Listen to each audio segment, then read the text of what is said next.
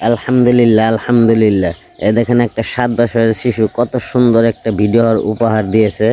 আমি প্রত্যেকজন মুসলমান ব্যক্তিকে আমি বলবো আমি সবাইকে একটা অনুরোধ করব, এরকম শিক্ষামূলক ভিডিও আপনারা সবাই শেয়ার করে দিয়ে আপনাদের ছোট ছোট বাচ্চাদেরকে শেখানোর জন্য অনুরোধ করলাম।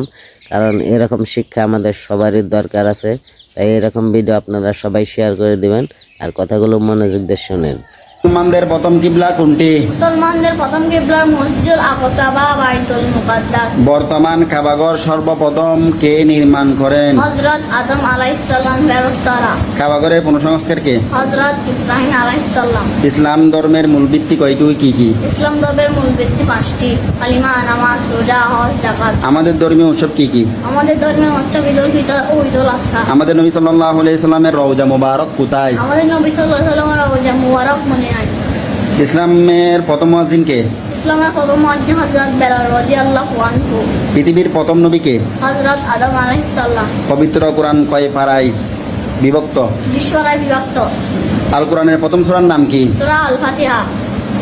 পবিত্র কোরআনে মোট কয়টি সূরা আছে? 114টি সূরা আছে। বয়স্কদের মধ্যে সর্বপ্রথম কে ইসলাম ধর্ম গ্রহণ করেন? হযরত আবু বকর সিদ্দিক রাদিয়াল্লাহু আনহু। ইবাদত অর্থ কি? আল্লাহর গোলামি করা। পবিত্র কোরআন কত বছর ধরে অবতীর্ণ হয়? 23 বছর ধরে অবতীর্ণ হয়। ঈমান অর্থ কি?